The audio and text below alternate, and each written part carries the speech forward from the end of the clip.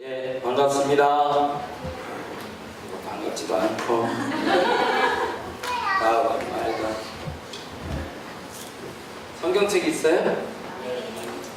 없는 사람 갖고 오세요. 성경책 좀 주세요. 다들 집회하러 왔는데 성경 봐야죠.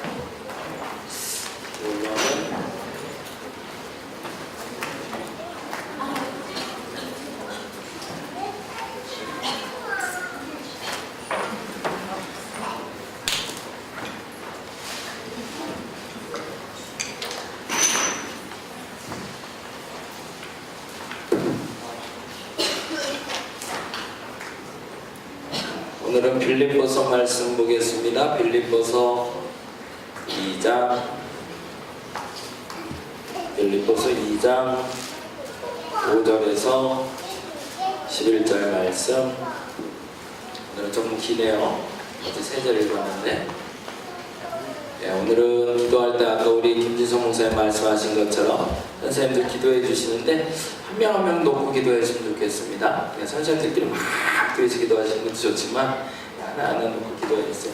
한 명 한 명 정성껏 좀 기도를 해주시면 감사하겠고, 그리고 아까도 보니까 기도를 열심히 하는 친구 있고 지금 기도를 배워가는 친구들도 있는 것 같아요. 이제 기도를 배울 때 옆에서 보조해주는 사람이 있어야 좀 더 힘을 얻으니까 선생님들 조금 지치지 않게 지금 충전하셨다가 설교 시간에 푹 주무셨다가 그러니까 기도 시간에 깨어나셔서 열심히 돌아다니면서 기도해 주시고 우리 목사님들과 함께 해주시면 감사하겠습니다. 그래서 선생님들이 모든 학생들의 머리나 어깨나 혹은 가슴에 안고 기도하는 것이 다 맞춰지면 집에 마치는 거예요. 그렇게 하기 괜찮죠? 관심 없으시고요. 어떻게 무슨 말인지 모르시겠어요? 어떻게 하는지? 그러니까 어떻게 하냐면 이렇게 갖고 이제 원석이가 있잖아요. 원석이 머리 그렇지. 준비된 학생이 딱 손 모으잖아. 딱 이제 기도해주고 손을 얹고 기도하시는 게 좀 부담스러웠다면 안고 기도해주시고, 이상은 절대 껴안지 마시고 동성만 껴안아 주시면 되고, 이상일 경우에는 어깨에 손을 얹고 그렇지 이렇게 고개를 탁 숙이고 기다리고 있으면 와서 기도해 주시면 됩니다. 그래서 한 명도 빠짐없이 이제 나중에 집회 끝나고 물어봐서 저한테 아무도 안 다녀갔습니다 이러면 안 되니까, 그런 분들도 우리 목사님들이 다니시면서 같이 기도해 주시면 감사하겠고요. 전도가 말 그대로 그러니까 밖에 나가서 예수 전해서 그 사람들이 교회 오는 것도 전도이겠지만, 이 안에서 내가 갖고 있는 내 안에 계신 예수 그리스도께서 다음 사람에게 전이 되는 것도 전도입니다. 그래서 사실은 이 자리에 있는 사람들이 다 예배자죠. 아멘. 아멘. 여기 다 예배 드리러 오셨나요? 아멘. 내일 놀려고 오신 분들은 아무도 없잖아요, 그렇죠? 예배 드리러 왔어요. 그런데 중요한 건 모두가 예배자는 아니다라는 거예요. 왜 그럴까요? 그 안에 그리스도가 있어야 나는 참된 예배자인데, 안타깝게도 내 안에 그리스도가 없다면 오늘 나는 예배가 아니라 뭐하러 온 거죠? 춤추러 온 거죠, 그죠? 놀러 온 거예요. 이게 굉장히 중요해요. 어떤 거냐면 이 개념을 정확히 여러분 아셔야 되는데, 시간이 없어지는 시간들이 있어요. 우리 시간 속에 하나님이 계수하는 시간이 있어요. 시편 90편에 보면 모세의 기도문이 나와요. 모세의 기도문에 그런 얘기는 하나님의 우리 나를 계수하사라는 단어가 나와요. 하나님 우리 나를 계수하고 계세요. 근데 나는 100살을 살고 하는데 세보니까 3살밖에 안 되는 사람들도 있어요. 그건 무슨 말이에요? 97년은 필요 없는 시간이었던 거예요. 생명책에는 분명 기록이 될 겁니다. 이 얘기는 좀 하고 가볼까요? 생명책에 우리들의 인생의 이야기가 다 기록될까요? 기록되지 않을까요? 생명책 들어보셨나요? 이게 생소한 책인가요? 책 잘 써. 집사람이 글씨 잘 쓰라고 그랬어요. 생명책이라는 게 있어요. 이게 저 천국 가면 만나게 되는 책이라는데, 그 책에는 뭐가 있냐면 내 이름이 기록되어 있어요. 내 이름. 이제 여러분 드라마에서 살생부라는 거 들어보셨어요? 오늘은 왜 이렇게 오늘 오후에 뭐 했어요? 기억이 없어요? 열심히 뭐 에너지를 좀 쏟으셨나 보다. 이렇게 좀 진이 어제보다 조금 빠져있네요. 네. 그래도 기도할 때 쭉 올라가셔야 돼요. 생명책이라는 게 있어요. 이 책은요, 내 이름이 기록된 책이에요. 내 이름이 첫날부터 끝날까지 기록되어 있어요. 첫날부터 끝날까지. 따라해볼까요? 첫날부터 끝날까지. 첫날은 언제일까요? 태어난 날. 언제가 태어난 날이에요? 벌써 그렇게까지 가면 중간 간 거고, 거기 가기 전에부터 시작해요. 언제가 한 살이에요, 여러분? 여러분 언제 한 살 됐어요? 우리나라는 한 살은 언제 돼요? 태어난 순간이에요. 그러면 언제가 내가 시작된 날이에요? 엄마 뱃속에 있을 때가 첫 시작이에요. 그게 첫 시작이에요. 그 날부터 기록이 된다는 그 날부터. 그 날부터 기록돼서 쫙 기록돼서 10개월이 지나서 나온 애도 있고 8개월 만에 나온 애도 있고 이렇게 나와요. 나오고 나서 쫙 개수가 돼요. 그리고 개수가 되고 언제 끝날까요? 이 땅에서 목숨이 끝나는 날 기록은 끝나요. 그리고 나서 올라가면 그 책이 기록되어 있어요. 근데 그 책이 아까 말한 대로 이상한 책이에요.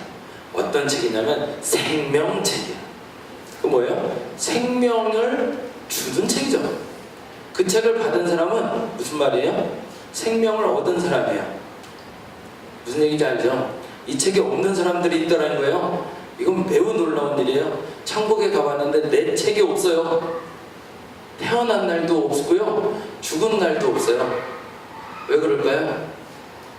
천국에 가져갈 기록이 아무것도 없는 거예요.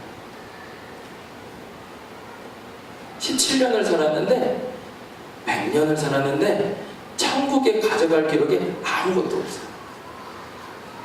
여러분 어떠세요? 곰곰이 생각해봐야 돼. 이게 굉장히 곰곰이 생각해봐야 될 문제인데, 우리가 살아가면서 지은 좋은 일들도 있는데 뭐가 있을까요? 나쁜 일들이 있어요. 근데 이게 무서운 게요, 이 생명책에는 일단 시작점에선 항상 기록이 이제 쭉 되겠죠. 첫 페이지부터 끝 페이지까지 끝 페이지까지 쫙 해서 기록이 쫙 되는데, 기록하다 보니까 이제 천국에 왔어요. 이제 와서 보니까 첫 회장부터 틀린 것만. 20살이 돼서 기회가 왔어요. 무슨 기회가 왔을까요? 예수 그리스도를 만날 기회가 왔어요. 근데 놓쳤어요. 또 40세가 됐어요. 또 기회가 왔어요. 또 놓쳤어요. 끝나고 보니까 뭐가 남았어요? 우리 말대로 악만 남았죠. 아무리 개수를 해봐도 이 생명책을 가지고는 천국에 갈 수 없는 사람. 근데 기특한 일이 벌어지는 거죠. 어떤 기특한 일이 벌어지냐면, 이 책이 어떤 사람은 수백 장이 되고 어떤 사람은 몇 장밖에 안 돼요. 어떤 사람은.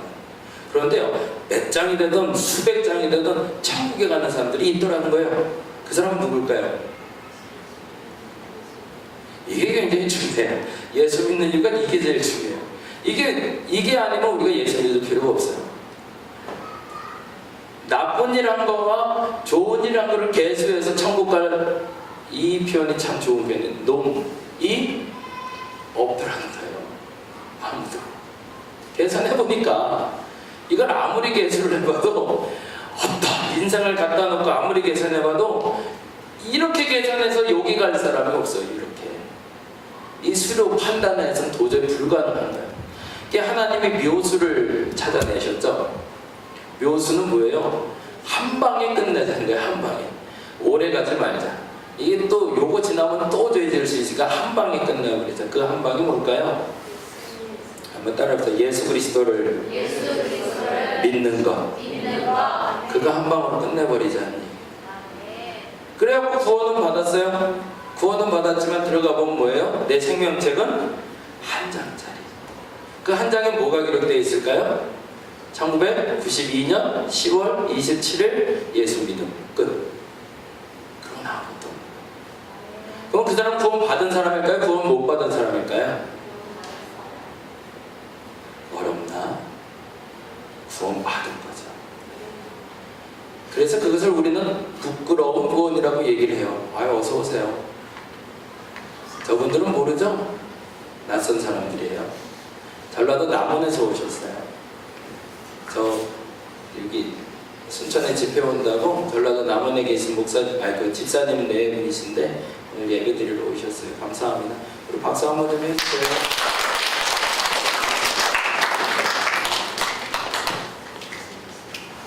애들은 어떻게 하고 왔어요?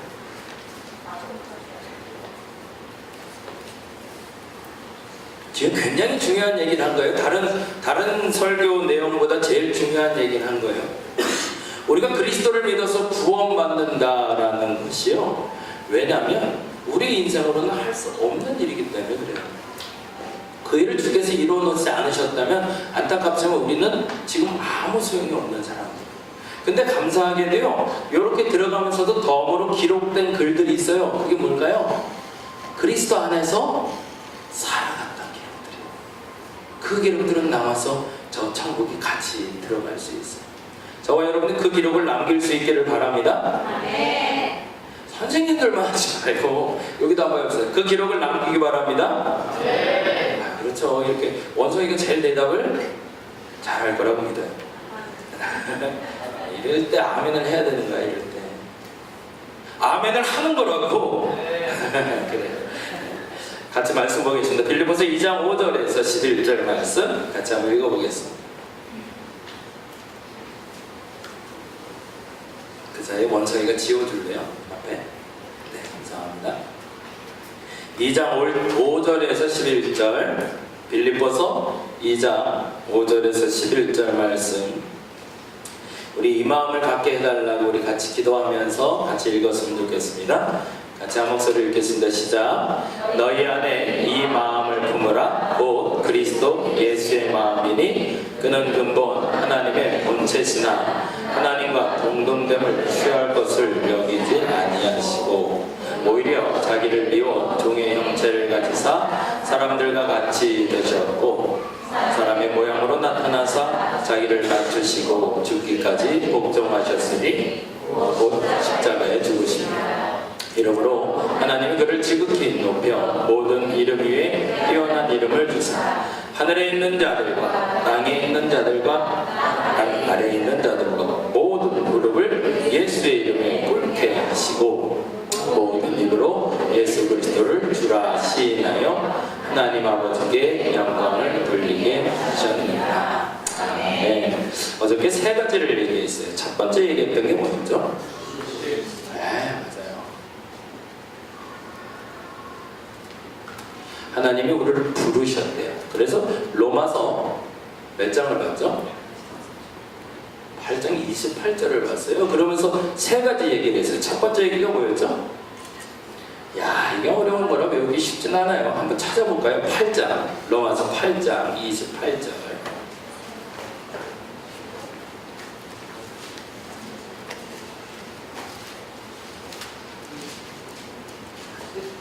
선생님들이 은혜를 받으셔야 우리 학생들이 은혜 받습니다. 그러니까 같이 가자고요. 우리 은혜는요 넘쳐야 돼요. 그 누군가가 하나가 넘쳐야 빈대 채워지는 거고요. 그 통로갈 삼아준 사람들이 꼭 있어야 돼요. 오늘 그 얘기 계속 할 건데 잘 기억하셨다가 넘치시기 바랍니다. 은혜가 넘치시고 그 은혜를 나누시기 바랍니다. 8장 28절 같이 한번 읽어볼까요? 같이 읽겠습니다. 시작. 우리가 여호와 하나님을 사랑하는 자 곧 그의 뜻대로 부르심을 입은 자들 거기까지. 예, 우리는 알고 있습니다. 뭘 알고 있죠?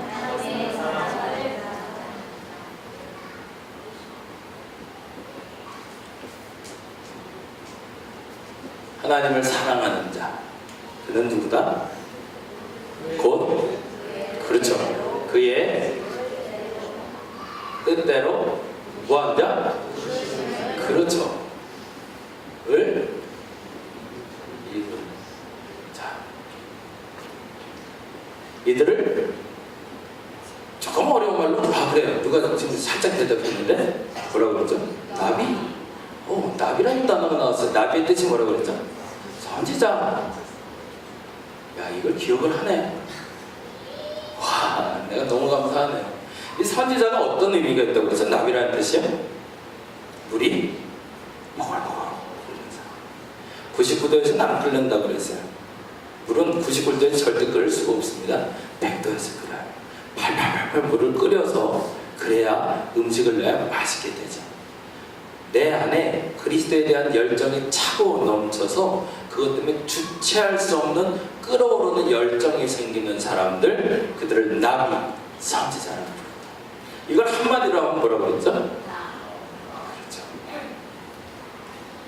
나는 하나님의 부르심을 받은 사람입니다.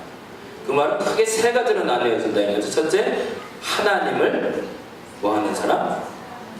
예, 따라합시다. 하나님을 사랑하는 자. 다른 말은 뭐라고요? 그의 뜻대로 부르심을 입은 자. 그들이 누구다? 선지자고 곧 나다. 그러면 이가 해야 할 일은 뭘까요? 이렇게까지 힌트를 줬으면 맞춰야죠. 하나님을 사랑하고 그의 뜻대로 부르심 받아서 선지자처럼 사는 내가 해야 될 일은 뭐예요? 그의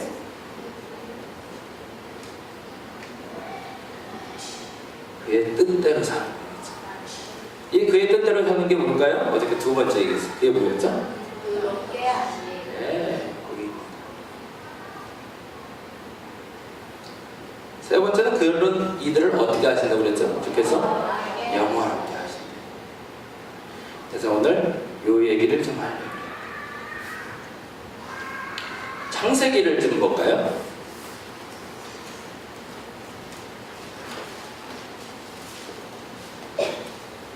오늘은 성경 얘기를 조금 할 거예요. 성경을 잘 아셔야 돼요.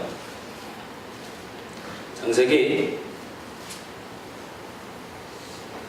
2장을 보겠습니다.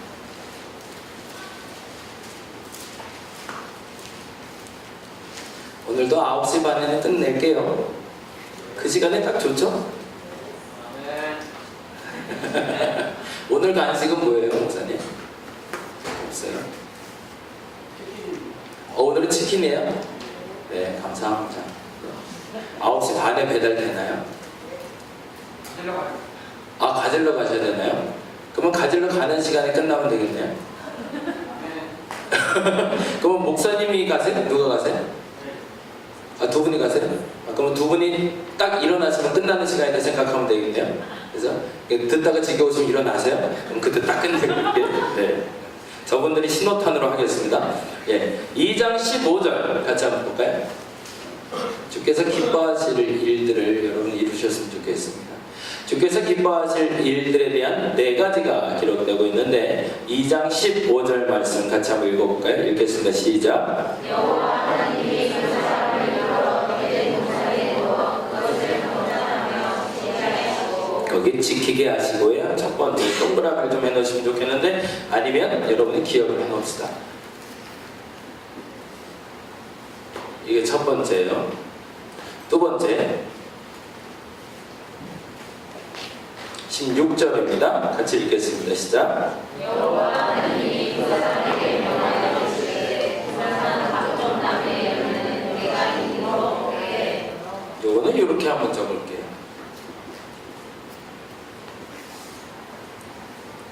다음 세 번째 17절 읽겠습니다. 시작.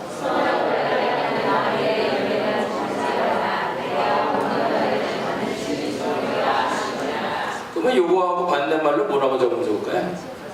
그렇죠. 이제 마지막 하나만 더 적겠습니다. 24절입니다.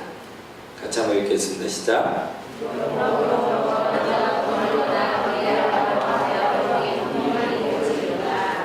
마지막 동사가 하나 있는데 뭐라고 나오죠? 요 4가지를 우리는 사역동사입니다. 영어에서 말하는 사역동사가 아니라 하나님이 우리를 부르셔서 그의 뜻대로 살게 하시기 위해서 우리의 삶의 동사를 4개를 주셔야 돼요. 우리 삶의 동사를 4개. 그래서 이 동사 4개를 이루어내면 그것이 뭐냐면 그의 뜻대로 사는 거예요. 그러면 어떤 일이 벌어진대요? 합력하여 선을 이룹니다. 이게 아주 단순한 공식이에요. 공식을 얘기할 거예요. 오늘 분명한 공식을 얘기할 건데 보세요. 하나님을 사랑하는 자는 곧 부르심을 받는 사명자예요. 그 사명자는 해야 할 일이 있습니다. 뭐라고요? 그의 뜻대로 부르심을 입었기 때문에 그의 뜻대로 살아야 됩니다. 아멘? 이게 공식이에요. 하나님을 사랑하는 사람들은 그의 뜻대로 부르심을 받았기 때문에 그의 뜻대로 살아가야 돼요. 근데 그의 뜻대로 살아가기 위해서 하나님이 우리에게 동사를 내게 주셨다니. 이 동사들만 살면 되는데 첫 번째 동사가 뭐예요? 지키라. 두 번째 하라. 세 번째 네 번째 이루라. 네 가지만 하면 되는데 쉬울까요? 어려울까요? 이게 어려워서 문제야. 이렇게 쉬운 게 왜 어려워졌을까요? 첫 번째부터 실패를 했거든요. 지키라라는 말은 하나님의 첫 번째 명령입니다. 여러분이 잘 아는 사람이 있어요. 첫 번째 사람의 이름이 뭐죠? 아담이라는 사람이 있어요. 맞아.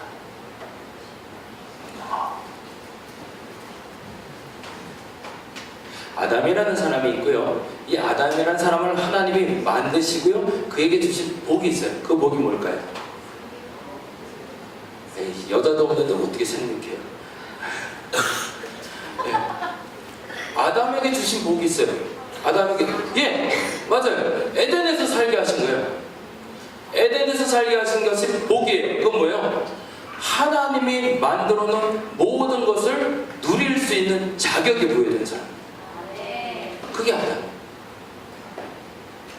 아담의 가장 큰 복은요, 생육하고 번성하는 게 아니었어요. 아담의 가장 첫 번째 복은 하나님이신 가장 최초의, 가장 아름답고 가장 귀하고 가장 완벽한 세상이 다 너의 것이다라고 선포해 주신 거예요. 그래서 그렇게 살 수 있는 복이 그에게 있었어요. 그러면 그는 행복한 사람일까요? 불행한 사람일까요? 행복하죠. 근데 그는 어떤 일이 벌어졌는지 다음과 같은 고백을 하고 있습니다. 창세기 한번 보겠어요. 2장 18절입니다. 오늘은 성경을 좀 본다고 그랬어요. 성경을 좀 찾아봐요. 2장 18절 같이 한번 읽어보겠습니다. 시작. 여호와 하나님이 이르시되 사람이 혼자 사는 것이 좋지 아니하니 내가 그를 위하여 뭐한대요? 돕는 배필을 지으. 그러면 이 사람이 행복했다는 거예요? 불행했다는 거예요? 불행했대요. 왜 불행했대요? 혼자? 독처라는 말이 조금 어렵죠, 그렇죠? 독처라는 단어가 뭘까요? 홀로 있다는 뜻의 홀로. 근데 궁금한 게 생겼어요. 왜 본인이 홀로 있다고 생각했을까요? 아담. 혼자니까. 혼자니까. 근데 왜 나만 혼자라고 생각했을까요? 욕을 이렇게 얘기하면 훨씬 더 쉬워져요. 그 비교 대상이 누구였을까요? 예. 놀라운 거예요. 세상의 모든 것을 주셨고 모든 것을 다스리게 하시고 정복하게 하시고 누리게 하셨는데 나는 비참하대요. 난 억울하대요. 난 속상하대요. 상대적인 빈곤감에 빠졌어요. 그 빈곤감의 기준이 어디에 있었던 거예요? 동물들에게 있었던 거예요. 이건 죄예요? 죄가 아니에요. 여기 조금 이따 할 거예요. 이것도 한번 생각해. 이건 죄일까? 그래서 결국에 하나님이 선택을 하셨습니다. 아무리 봐도 얘가 행복하지 않아요. 그래서 이 친구에게 하나님이 결정해서 하나를 만들어주기로 얘기했습니다. 그게 돕는 배필이었습니다. 근데 아주 중요한 단어가 나오는데 돕는 배필을 지으리라 하시고 하신 일이에요. 돕는 배필을 지으리라. 그럼 뭐 하시면 돼요? 하나님은 말씀하시면 허락한 거잖아요. 허락했으면 뭐 하면 돼요? 그냥 지어주면 돼요. 근데 재미난 일이 벌어져요. 그 다음 절 같이 한번 읽어볼게요. 그 다음 절 19절 같이 읽어볼까요? 시작. 여호와 하나님이 그로 각종 질서와 공중의 각종새를 지으시고 아담이 무엇이라고 불러주시려고 그를 이리 들어가시니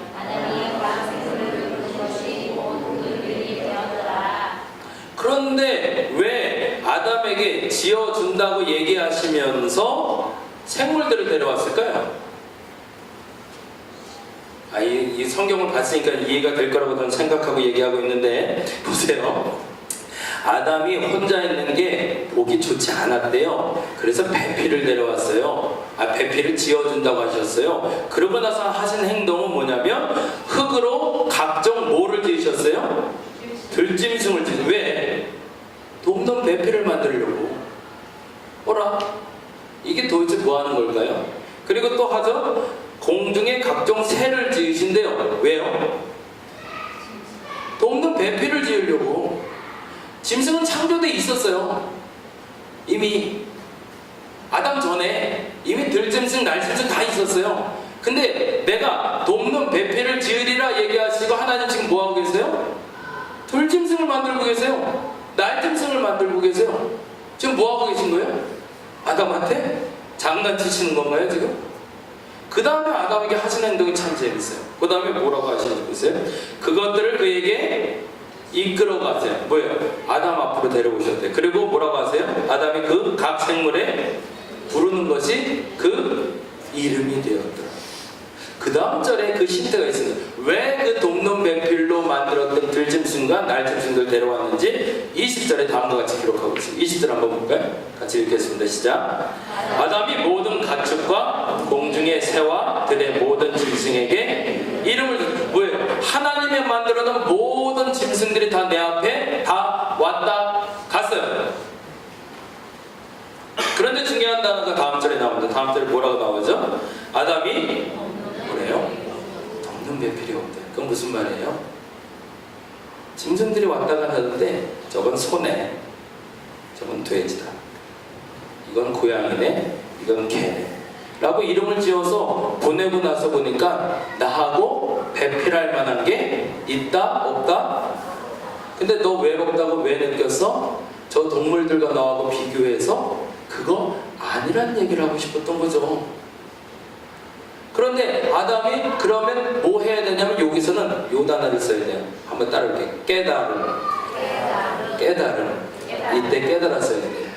이때 하나님의 의중을 깨달았어야 돼요. 내가 너를 위해서 돕는 배필을 지을게. 그러면 사실은 그 말은 돕는 배필을 원래 지을 마음이 있으셨던 거예요? 지을 마음이 없으셨던 거예요? 없었던 거예요. 우리가 그리스도인으로서 신앙 고백을 하는 단어가 하나가 있어요. 내가 뭐로 만족한다고 그러죠? 오직 예수로만 만족한다는 표현 하지 않으세요? 내가 뭐로 만족하다고 그러세요? 예수로 만족해요.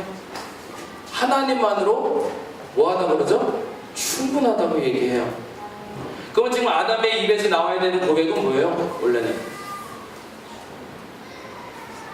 이 정도 힌트를 줬으면 답이 나와야 되겠어. 뭘 얘기하고 싶었던 거예요? 하나님은 내가 너를 위해서 돕는 배필을 지으리라 라는 얘기는 이건 안 했으면 좋겠는데 인 거예요.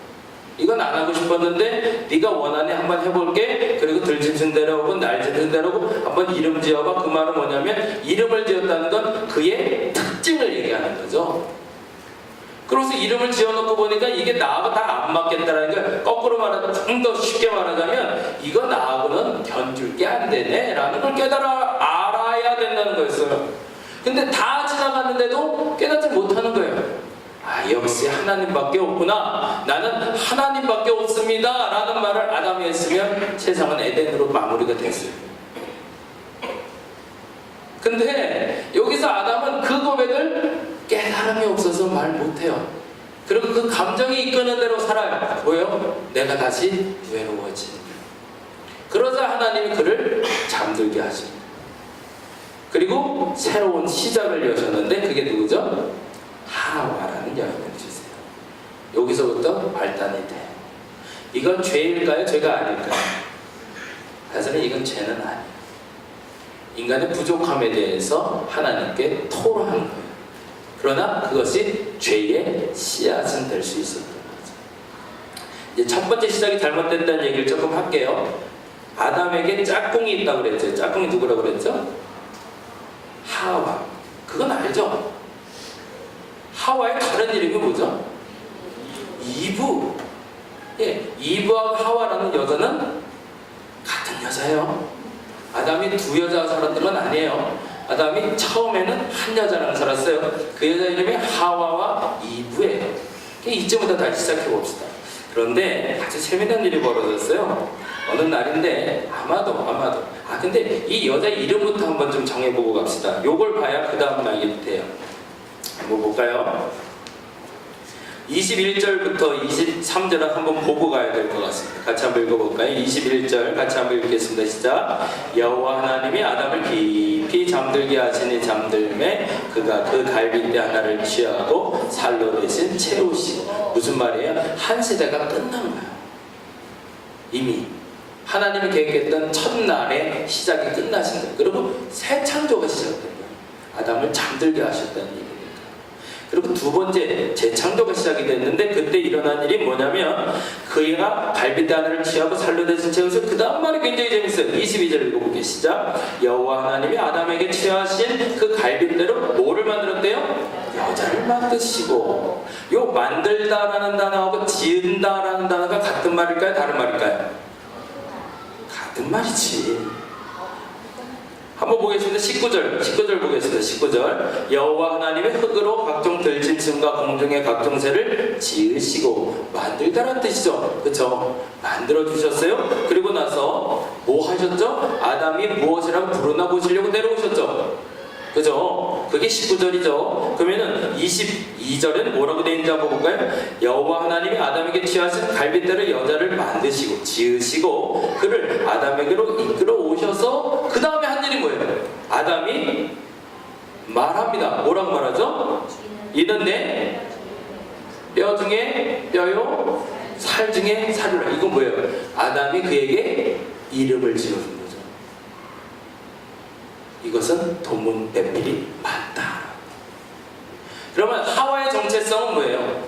하와는 뭐 하는 사람이에요? 아담을 돕는 사람으로 시작이 되는 거죠.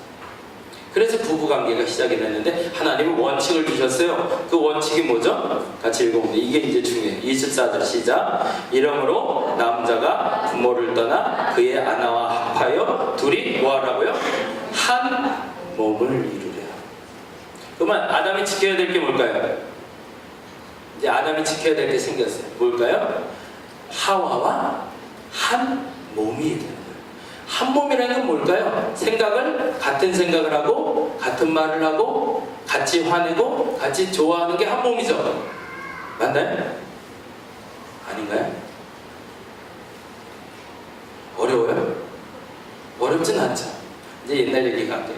그러고 나서 이제 하와하고 아담하고 결혼을 했어요. 결혼을 했는데 어느 날 아담에게 생일날이었는지 둘의 결혼 기념일이었는지 알 수 없지만 뭔가 특별한 날이 됐어요. 특별한 날이 되면 뭘 해줘야 돼요? 어제 생일 선물 받았어요? 뭐 받았어요? 케이크랑 선풍기? 와. 생일에는 뭔가가 주어지게 돼 있어요. 그래서 그게 특별한 날이에요. 특별한 날에 누군가가 나에게 뭘 주게 돼 있어요. 그렇죠? 아담의 특별한 날이었던 것 같아요. 근데 이 하와가 아담에게 뭘 해주고 싶을까 고민을 하고 있었어요. 근데 문제가 하나 발생했어요. 문제는 뭐였을까요?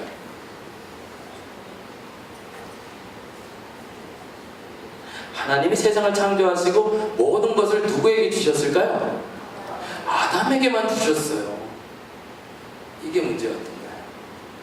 아무리 생각해봐도 하와는 이 땅에 존재하는 것 중에 내게 있을까요? 없을까요? 없어요. 생일 선물은 있는 걸 주는 거예요? 없는 걸 주는 거예요? 있는 거 주는 거예요? 네, 없는 거 줘야지 기분 좋죠. 나는 선풍기가 10대나 있는데 오늘도 생일 선물이 또 하나가 들어왔는데 그게 선풍기가 들어왔어. 그러면 기분이 좋을까요? 나쁠까요? 물론 공짜라 좋긴 하겠지만 기분이 썩 좋지는 않을 거예요.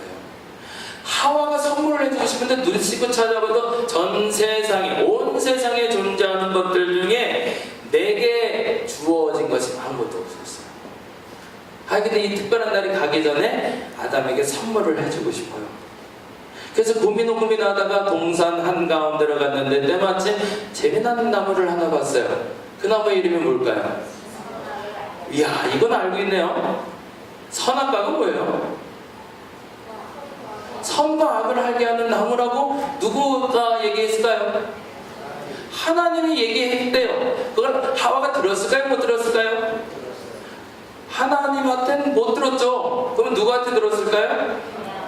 아담에게 들었어요. 들은 기억은 있어요. 근데 한 가지를 더 들었어요. 뭘 들었을까요? 선악과는 먹지 말라. 오케이. 하나 찾았어요. 뭘 찾은 거죠? 아담이 갖지 못한 하나. 그게 뭐예요? 선악. 옆에 생명나무는 있었거든요. 그건 늘 같이 따먹으러 갔었어요. 그래서 따먹으면 생명나무래요. 그래서 맛있게 잘 먹었어요. 이건 먹어도 돼. 그래요. 잘 먹을게. 그러고 먹었는데 이 옆에 나무는 먹지 마라고 얘기했어요. 그 말의 뜻은 아담도 먹었다 안 먹었다? 안 먹었을 거라는 전제 조건이 깔려있는 거죠. 이제부터 하와의 고민이 시작됐습니다. 어떻게 할까요? 생일 선물을 줘야 되겠어요. 이 남자에게 없는 걸 주고 싶은데 이걸 주면 어떻게 되나? 그리고 고민하고 있는데 그때 때마침 그 선악과에 뱀이라는 놈이 나타났어요. 그런데 너 여기 왜 왔어? 근데 이제 하와가 이제 고민을 털기. 그때까지는 하와하고 뱀은 적대 관계는 아니었거든요. 모든 창조물이 다 아담에게 순종하고 있었으니까 거기서 문제될 건 하나도 없었어요. 얘도 나의 친한 친구 중에 하나고 내가 다스릴 개체 중에 하나였어요. 그래서 뱀에게 물어봤어요. 내가 좀 고민이 생겼는데 우리 남편이 좋은 게 좀 하나 필요한데 아무리 생각해도 다 우리 남편 거라 남편이 없는 걸 해주고 싶은데 뭐가 좋을지 몰라서 고민하고 있는데 때마침 요걸 봤어. 이거 어때? 그랬더니 웃으면서 뱀이 그렇게 얘기하는 거야. 보암직한가? 그 다음 뭐라고 그랬을까요? 먹음직도 하네? 괜찮지 않겠어? 라고 추천을 해주는 거예요. 근데 고민이 생겼어요. 무슨 고민이 생겼죠? 이거 먹으면 어떻게 될 것 같아요? 죽을 것 같다고 그랬는데 누가? 아싸 하와도 나왔다가 뱀도 나왔다가 누가 죽는다고 그랬어요? 예, 하나님이 죽는다고 할 때 나는 들은 적이 있어요? 없어요? 없어요. 누구한테만 얘기했어요? 아담한테만. 나는 누구한테 들었어요? 아담한테만 들었어요. 그게 진짜인지 가짜인지 몰라요? 알아요? 잘 모르겠는 거예요. 사람 말은 그래요. 절대적이지가 않아요. 저 사람이 아무리 옳다고 해도 내 생각에 옳지 않을 것 같으면 괜히 바뀌어요, 마음이. 그래서 고민과 갈등이 생겼어요. 그래서 고민하는데 뱀이 뭐라고 얘기할게요? 너무너무 잘하네. 이 얘기 너무너무 잘하는 얘기다. 먹어도 괜찮아. 그러고 뭐라고 그랬을까요? 안 죽어. 걱정 마. 안 죽어. 근데 덤이 있었어요. 그 덤이 뭐죠? 이걸 먹으면 뭐가 된대요? 하나님처럼 지혜로워진대요. 야, 이거 매혹적이잖아요. 내 남편에게 내가 남자친구한테 선물을 주기로 했어. 근데 이 남자친구한테 선물 주기로 한 게 아주 특별한 게 있는데 이것만 갖다 주면 내 남편이 어떻게 된대요? 지혜로워진대요. 여자분들한테 물어볼게요. 그런 게 있어요. 남편 줄래요? 안 줄래요? 안 줄래요? 왜 안 줄래요? 불안한 게 하나가 있어요. 불안한 게. 이 불안만 떨쳐버릴 수 있다면 줄 수 있을까요? 그 불안함이 뭘까요? 먹으면 죽을까 하는. 그렇죠. 먹으면 죽어가 아니었던 거예요. 먹으면 죽을 수도 있고 살 수도 있고. 몇 대 몇이에요? 50대 50이에요. 이때 여자가 결단을 해요. 아담에게 먼저 가서 그 선물을 줬을까요? 성경은 뭐라고 되어 있죠? 하와가 먼저 먹었대요. 왜 그랬을까요? 맞아요. 아기를 낳으면요, 저기다 아기가 하나 있는데 죽을 끓이잖아요. 아이들이 이제 이유식을 발발발발 끓이면 이유식을 먹기 전에 꼭 엄마가 먹어봐요. 왜 그럴까요? 맛이 있나 없나 보려고 그럴까요? 뜨겁나 안 뜨겁나. 그걸 왜 볼까요? 애가 입을 딜까봐. 하와에게 고민이 생겼었어요. 이 좋은 선물을 주고 싶어요. 근데 이 좋은 선물을 누구에게? 내 남자친구에게. 근데 그 남자친구에게 주면 어떻게 될 것 같으면 지혜로워질 것 같아요. 그래서 고민을 하고 있는데 한 가지가 걸렸어요. 이거를 줬다가 이 남자가 지혜로워지면 좋은데 이거 먹고 죽어버리면 뭐예요? 어떻게? 이 땅에 남자로 그거 하나인데 얘 죽고 나면 남은 게 아무것도 없는데 어떻게? 방법 없잖아.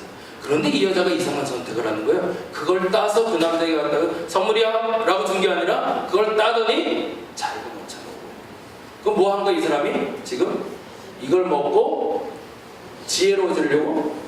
아니요. 뭐 하려고? 만약 죽는다면 누가 죽겠다는 얘기예요? 자기가 죽겠다. 사랑은 그런 거더라고요. 사랑은요, 생명을 넘어서 내게 가장 소중한 것 그 이상도 줄 수 있는 게 사랑이에요. 그래서 하와는 선택을 했어요. 근데 먹었어요. 어떻게 됐을까요? 그 다음에 아무 일도 없어요. 그럼 당장 들고 어디로 가야 돼요? 아담에게 가야죠. 그래서 아담에게 갔다 했어요. 근데 아담이 뭐예요? 이거 뭐야? 물어봤을까요? 안 물어봤을까요? 물어봤으면 안 먹었을 거예요 아마. 그냥 갖다 주니까 덥석 받아 먹었겠죠. 아 이거 맛있네. 야 이거 어디서 났냐? 이때 나왔겠지. 갖고 올 때는 몰랐을 거야. 갖고 왔을 때 아니 뭘 또 갖고 왔을 때 야 특별한 거야. 아니, 뭘 특별한 거지 내가 다 아는 건데 뭐 이렇게 또 거만한 노릇을 했을 것 같아요. 근데 딱 하나 갖고 왔으니까 이거 못 보던 과일이네. 그래 내가 한번 먹어보자. 그래 딱 야 이거 맛있네. 이거 어디서 나왔어? 그때 이제 비로소 알았어. 그게 뭐라고? 선악과래. 그 다음 말 볼까요?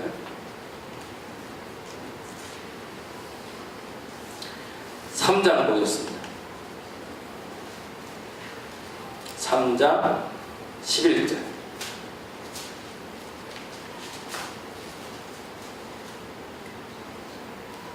지금 굉장히 중요한 얘기를 한 거예요. 한번 들어보세요. 3장 11절 같이 읽겠습니다. 시작. 이르시되 누가 이르시는 걸까요? 하나님이 말씀하신 거죠. 뭐라고 얘기해요? 누가 너의 벗었음을 내게 알렸느냐? 그리고 또 뭐라고 얘기하시죠? 내가 내게 뭐하는 거? 먹지 말라 명한 그 나무 열매를 내가 먹었느냐? 하나님이 누구에게 얘기하신 거예요? 아담에게 얘기하시고. 그때 아담이 뭐라 얘기하는지 한번 들어보세요. 같이 한번 읽어보겠습니다. 아담이 이르되 하나님이 주셔서 나와 함께 있게 하신 여자 그가 그 나무의 열매를 내게 주므로 내가 먹었나이다. 이 말을 우리는 다른 말로 한 단어로 이렇게 얘기해요. 뭐라고 얘기하는지 아세요? 핑계라고 얘기해요. 그 다음 절 다음과 같이 읽어보겠습니다. 13절 읽어볼까요? 시작. 여호와 하나님이 여자에게 이르시되 내가 어찌하여 이렇게 하였느냐? 여자가 이르되 뱀이 나를 꿰므로 내가 먹었나이다. 이 일 다음에 어떤 일이 벌어지죠? 아담과 하와는 에덴 동산에서 쫓겨나게. 아담이 못한 게 뭐죠? 뭘 지키지 못한 거죠? 첫째는 하나님의 두 번째 더 중요한 게 있었어요. 그죠? 하와를 지켜야지. 사실은 이때는 아담이 핑계를 댈 것이 아니라 죄의 고백을 했었어야 되는 거죠. 왜? 이 여자를 달라고 고친 건 누구였어요? 본인이었거든요. 그러면 이 여자의 잘못에 대해서 누구의 책임이에요? 나의 책임이라고 말할 수 있었어야 되는데 이 순간을 이는 잃어버리고 말았다. 그래서 이 여자하고 쫓겨나서 첫 번째 난 아이의 이름이 가인이에요. 왜 가인일까? 가인의 이름의 뜻 혹시 아세요? 가인의 이름의 뜻 한번 찾아볼까요? 4장 1절입니다.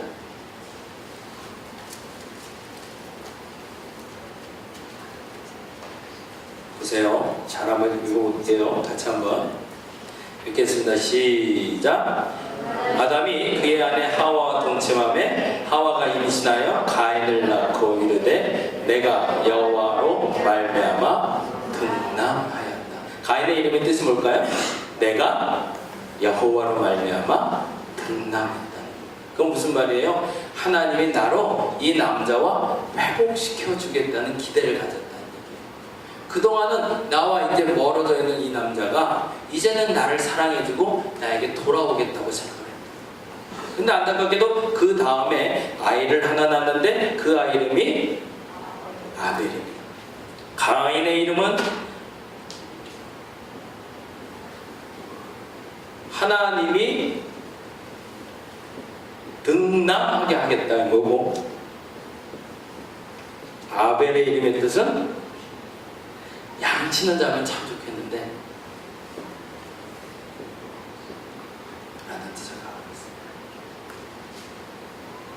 가인을 낳으면 해결될 줄 알았는데 가인을 낳고도 이 남자는 나하고 멀어져.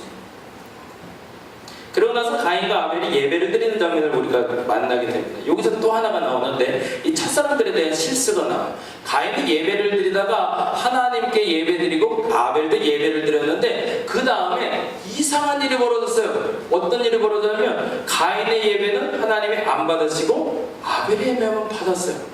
그래서 예배를 잘 드린 아벨이 그 자리에서 죽어버렸어요. 누가 죽였을까요? 가인이. 어떻게 죽였을까요? 돌로 쳐서. 근데 하나님이 그에게 말씀하신 것이 있어요. 그거 한번 찾아볼까요? 9절 말씀입니다. 같이 한번 읽어보겠습니다. 4장 9절 같이 읽을게요. 시작.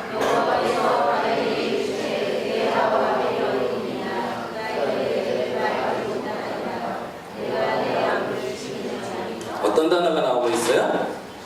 내가 내 아우를 지키는 자입니까? 그러면 가인은 아벨을 지키는 사람이 맞을까요? 아닐까요? 아니에요. 네, 맞긴 맞아요. 그래요. 집에 장손들에게 보통 집에서 그런 얘기 많이 하지 않아요? 동생 잘 보고 있어. 엄마 잠깐 나갔다 올게. 엄마 장애점 갔다 올게. 동생 잘 보고 있어. 이런 얘기를 보통 해요. 장자들이 해야 될 일은 아우를 지키는 일이에요. 근데 가인은 그 일을 하지 못했다는 얘기예요. 그거를 다른 말로 얘기하면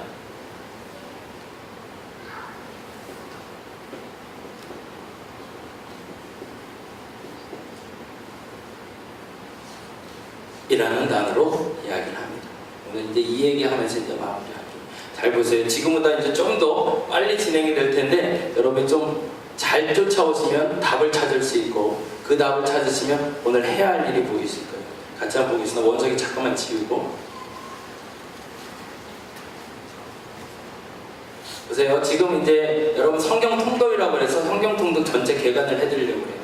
보세요. 어떤 일이 벌어지고 있는지. 하나님 앞에 부르심을 받은 자들은 하나님의 뜻을 지켜나가는 겁니다. 그 지켜나가는 걸 우리는 다른 말로 복종이라고 불러요. 근데 이 복종한다, 순종한다라는 단어가 또 하나의 단어가 있는데 부종한다라는 단어가 있어요. 복종, 부종, 순종. 이 단어가 동일한 단어로 쓰여지는데 이 복종의 뜻이 뭔지 아시는 거예요? 복종은 군대 용어예요. 군대 용어라는 뭐냐면 상관이 말하면 따라야 되는 거예요. 언제까지 따라야 될까요? 내 목숨을 상관이 앗아간다 할지라도. 그걸 우리는 복종이라고 해요. 생명을 다해야 돼. 다른 말로 말하자면 내가 하기 싫으면 안 해도 되는 게 복종일까요? 아니요. 내가 하기 싫어도 해야 되는 게 복종이에요. 내가 하고 싶으면 할 수 있는 게 복종일까요? 네, 내가 하고 싶다고 하는 게 아니에요. 상관이 하고 싶을 때 하는 것이 바로 복종이에요. 반면에 부종이라는 단어가 있어요. 부종은요, 여러분 이 단어 안 아세요?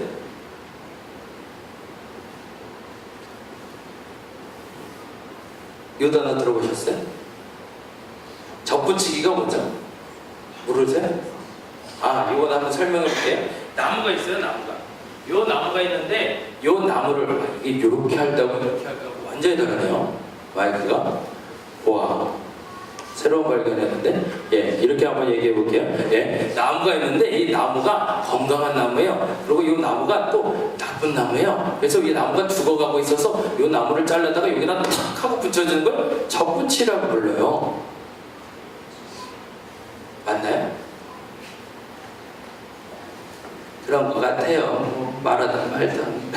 네. 접붙이는 이유는 이 죽어가는 나무가 생명을 얻게 하기 위해서요. 근데 재미난 건요, 이제 질문을 드릴게요. 이 나무가 있어요. 근데 이 나무에 요걸 붙였어요. 요거는 배나무고 요건 사과나무예요. 자, 질문을 드릴게요. 잘 들어보세요. 요거는 무슨 나무? 배나무. 요거는 사과나무. 그럼 무슨 열매가 맺힐까요? 배나무. 배가 나온다, 배. 아, 예. 사과. 농업을 공부해야 되겠죠.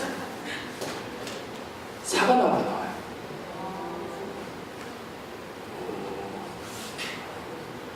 뿌리가 있는 나무의 열매가 나오는 게 아니라 가지가 있는 열매가 나오게 돼 있어요. 어디에 생명을 주는 거예요? 그러면 가지에 생명을 주는 거예요. 누가요? 이 뿌리가. 그게 복음이에요. 내가 죽었어요. 근데 그리스도 안에 접붙여진다는 건 뭐예요? 내게 나의 열매를 맺게 해주신다는 거예요. 당신의 열매가 아니라 배나무지만 사과 열매가 맺혀요. 그게 접붙이기예요. 그럼 이 접붙여진 가지는 기분이 좋을까요? 나쁠까요? 좋을 수밖에 없죠. 얘가 영양분을 좋은 걸 주면 줄수록 나는 행복해져요. 왜요? 내가 맺고 싶은 열매가 맺히니까. 부자 되고 싶은데 부자 되게 해주시는 거예요. 건강하고 싶은데 건강하게 해주시는 거예요. 누가? 이 뿌리가. 그래서 나로 그 열매 맺게 해주시는 게 바로 그리스도와 접붙여진 상태예요. 그게 바로 부종이에요. 우리가 복종한다고 얘기할 땐 이거는 죽을 힘을 줘서 하나님 뜻대로 사는 걸 얘기해요. 미칠 것 같아요. 예를 들자면 이런 거예요. 아브라함에게요, 하나님이 선물을 하셨어요. 무슨 선물을? 너에게 아들을 주리라. 몇 살 때 얘기했을까요? 할렐루야. 75세 때 너에게 아들을 주리라. 아멘. 줬을까요? 안 줬을까요? 언제 줬을까요? 몇 년 지났어요? 기다릴 수 있어요? 미쳤어요, 내가. 그래서 실수를 해요. 언제? 86세 됐을 때 11년 만에 외도를 해요. 그래서 애가 나와요. 왜요? 못 기다린 거예요. 이게 복종이에요. 내 마음대로 할 수가 없어요. 이거 끝까지 버티다가. 근데요, 이 사람이 복종의 사람인 이유가 있었어요. 아브라함이, 이건 우리 청소년들한테 얘기하기 미안한데, 아브라함이 복종의 사람인 이유가 있었어요. 왜 그랬을까요?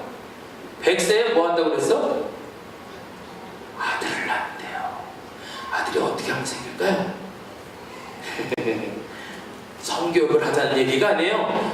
네. 아들이 낳으려면 무슨 일이 벌어져야 돼요? 남녀가 합방을 해야 돼요. 네. 남녀가 잠자를 해야 돼요. 그래야 애가 나와요. 이거 하늘에서 이렇게 똑 떨어지는 게 애가 아니에요. 그럼 무슨 일을 하고 있는 거예요? 내 나이는 몇 살? 아브라함 나이는 몇 살? 100살. 여자 나이는 몇 살? 90살. 근데 뭐 하자고 이 남자가 어느 날 갑자기 내게 찾아와서 하나님이 말씀하시는데 뭐라고 그랬대요? 아들을 줄 거래요. 그럼 너 나랑 뭐 하자는 얘기예요? 잠자리를 같이 하자는 얘기예요. 이 영감탱이가 미쳤나 싶은 거죠. 하루 이틀도 아니고. 그리고 지금 나이가 얼마인데 100세인데 지금 뭔 짓을 하자는 거야? 그럴 법 하잖아요. 근데 무슨 일이 벌어졌다는 거예요? 그날 밤에 기적이 나타난 거예요. 그 할아버지 몸에서, 그 할머니 몸에서. 근데 그 다음에 놀라운 일이 벌어져요. 그리고 12년이 지나서 그 아이 이름이 이삭이었는데, 그 이삭을 하나님이 데리고 놀고 있는 아브라함을 보시고 한마디 얘기를 하셨어요. 뭐라고 했는지 아세요? 애 아들을 나에게 바치라. 어떻게 바치라? 번제로 바치라. 번제가 뭔지 아세요? 이스라엘에 예배가 몇 개가 있는데 번제, 화목제, 속죄제, 속번제, 그리고 소제라는 게 있어요. 이 5가지 예배가 있는데 이 번제가 가장 자극적인 예배예요. 왜 자극적인 예배인지 아세요? 이 번제라는 건 그 제물이 끝까지 탈 때까지 놔둬야 돼요. 다 타서 없어질 때까지. 근데 이 번제와 속죄제와 속번제와 그리고 화목제를 드리는 기준이 있어요. 첫 번째, 이 제물을 가져온 사람이 목을 따야 돼요. 이 표현이 아주 재밌는 표현인데, 우리가 아브라함이 이삭을 잡을 때 어떤 그림을 형상화하였죠? 아브라함이 돌칼을 들고 그 다음에 뭐하고 있어요? 이삭을 치는 장면이잖아요. 그 사람 나이가 얼마일까요? 아브라함 나이가? 그렇죠. 계산되는 거지. 112세야. 이분에게 기력이 정정했을까요? 약간 부들부들 수선증도 약간 있었을 것 같아요. 그죠? 약간 이제 손을 좀 흔들고 있는 상태에서 아들을 잡으러 왔어요. 근데 이게 잘 안 된단 말이야, 이게 한 번에 따져야 되지. 그래도 내 사랑은 하는데 한 번에 따야 될 거 아니에요. 근데 이거 확 찔러서 죽이는 게 아니에요. 뭘 하냐면 이렇게 목을 해놓고, 미안해, 목을 긋는 거예요. 내 아들을 데려다가 아들을 눕혀놓고 목을 따야 된다는 거예요. 그 다음 일이 뭔지 아세요? 두 번째. 가죽을 벗기는 거예요. 내 아들의 가죽을 벗겨야 돼요. 이제 목을 따고 목부터 시작해서 가죽을 다 벗겨내야 돼요. 그리고 피가 다 흘러내릴 때까지 방치시켜 놓는 게 번제의 시작이에요. 하나님이 그에게 명령하셨어요. 뭐를요? 아들을 나에게 바치라. 어떻게? 번제로. 아브라함 뭐 하러 가요? 아들 바치러 가요. 그게 뭐라고 본다고요? 목적으로. 이런 사람이 또 하나 있었어요. 태어날 때 엄마가 누군지 잘 몰랐어. 근데 어느 날 갑자기 내가 응애하고 있는데 누가 나를 껴안아갔어요. 나는 갈대 상자에서 태어났는 줄 알았어요. 그리고서 이제 건져나서 보니까 내 신분이 격상됐어요. 내 신분은 뭐로 변해 있었을까요? 노예인 줄 알았는데 왕자라고 불러요. 그러면서 너무너무 예뻐해줘요, 나를. 그리고 시간이 지나서 어느 날 내 신분에 대해서 알게 됐어요. 나의 신분은 뭐였을까요? 이스라엘 사람, 노예였어요. 그 사람 이름이 뭘까요? 모세. 이 모세가 40세가 됐을 때 한 가지 깨달음이 왔어요. 어떤 깨달음이 왔을까요? 아, 내가 이 민족을 구원하리라. 그래서 그가 한 일이 뭘까요? 길을 가다가 유대인을 누가 괴롭히고 있었죠? 애국 사람이 툭툭 건드리고 있는 거죠. 그래서 짜증이 났어요. 그래서 왕자인데까지 이거 하나 못해? 그래서 미안해, 원서이가 그냥 이렇게 그냥 교보제 하자. 그래서 툭툭툭툭 때리는 거 기분 나빠갖고 옆에를 탁 쳤더니 얘가 쓰러져 죽었어요. 뭐라? 이렇게 쉽게 죽는 거야? 이제 죽고 나서 이제 깜짝 놀란 거지. 그렇게 몇 방 쳤다고 그렇게 쉽게 사람이 죽는 게 아닌데, 이렇게 툭 쳤다고 죽어? 이거 어떡하지? 그냥 묻어놓고. 그런데 그걸 누가 봤어요? 애국 사람들이 봤어요. 그리고 난리가 났어요. 그래서 모세가 어떡하죠?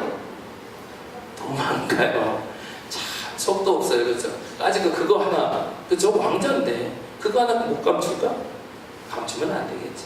그렇게 몇 년을 살다 왔냐면 광야에서 40년을 살았어요. 그리고 40년을 살고 다시 어느 날 갑자기 돌아와야 될 일이 생겼어요. 무슨 일이 생겼을까요? 갑자기 광야에서 이상한 일이 벌어졌어요. 나무가 있는데 나무가 불이 붙었는데 나무가 타지 않아요. 이거 이상하다. 내가 40년 목동 생활을 했는데 불에 안 타는 나무 처음인데 저거 갖다 쓰면 꽤 오래 쓰겠다 생각했을 수 있을 것 같아요. 연료로 쓰기도 괜찮다 싶어서 그걸 가려고 가까이서 딱 봤는데 안 자고 있네. 떨기나무인데 이게 이상해요. 그래서 가까이 가서 봤더니 갑자기 소리가 딱 들렸어요. 뭐라고 들렸을까요? 네? 신의 백수라. 왜? 이곳은 거룩한 곳이래요. 뭐라 별일이 다 있네. 그리고 나서 부름받아 간 게 어디였어요? 애굽으로 가게 돼요. 애굽에 가서 그 사람이 뭐 했어요? 네, 이스라엘 백성들 구원했잖아요. 근데 그거를 아주 다른 말로 한마디로 뭐라고 하냐? 말장난을 해요.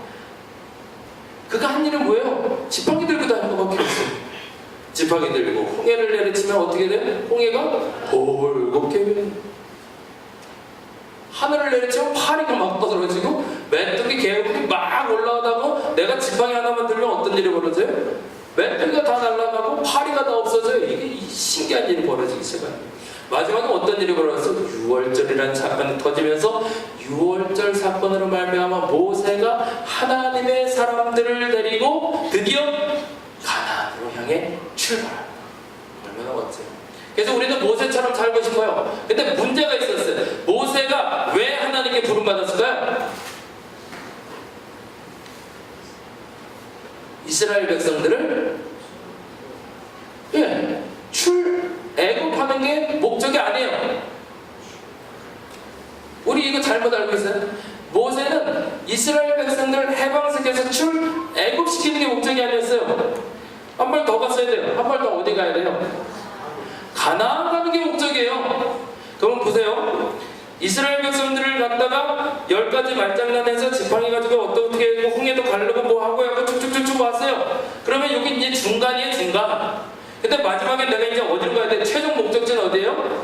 가나안 가야 돼요. 그러면 뭐가 되니까 내 꿈이 이뤄내는 거예요. 내 꿈이 이루어지는 거예요, 드디어. 근데 모세는 들어가요, 못 들어가요? 왜 못 들어가요? 하나님이 가지 말래요. 다른 이유가 없어요. 하나님 가지 말래. 그래서 뭐예요? 하나님 말씀하신 하나를 지켜낸 거예요. 그래서 무슨 일이 벌어졌어요? 그에게 가나안으로 입성할 수 있는 이스라엘 백성들의 통로가 열리기 시작해요. 그게 누구예요? 모세예요. 모세 언제? 그 절정의 목적은 어디서 나타난 거예요? 그토록 들어가고 싶었던 본향 가나안에 가지 말라는 말씀을 지켜낸 곳에 있었거든. 그게 목적이에요. 또 한 사람이 있어요. 지금 아브라함 얘기하고 모세 얘기했는데 또 한 사람 그런 독특한 사람이 있어요. 양치고 있는데 갑자기 사람들이 와서 웅성웅성 대요. 빨리 집에 가. 빨리 집에 가. 그래요. 왜? 손님이 왔어. 괜찮은 손님이 왔는데 너 찾아. 그래갖고 막 급하게 막 집으로 가봤더니 헐레벌떡하고 얼굴이 뻘게 나와서 딱 도착했더니만 이상한 분이 와갖고 서열들은 쫙 줄 세워놓고서 뭐라고 얘기하고 있어요. 저건 누군가? 라고 했더니 그 사람 이름이 사무엘이에요. 이 사무엘이라는 사람이 한참 써갖고 너 아니야 하고 있어요. 그래서 너 뭐야? 그랬는데 저 양치는 목동인데요? 그렇게 얘기를 했거든요. 얼굴도 벌겋고 이쁘게 생겼네 라고 얘기하는데 그 다음 말이 있었어요. 뭐라고 그랬을까요?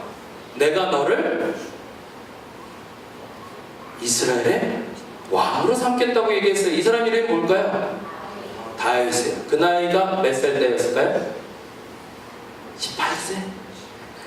적당히 잘 찍어봅시다. 몇 살? 보통 모를 땐 17살 찍으면 대충 맞아요.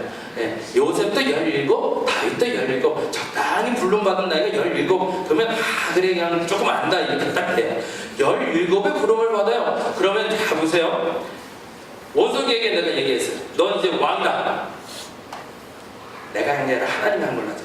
난 하나님이 아니죠. 너 이제부터 왕이야. 그럼 어떻게 돼요? 지금부터 얘는 왕이에요. 그래야지 맞죠? 근데 어떤 일이 벌어졌어? 너 이제부터 왕이다. 근데 다윗은 어떻게 했어요? 그 다음날?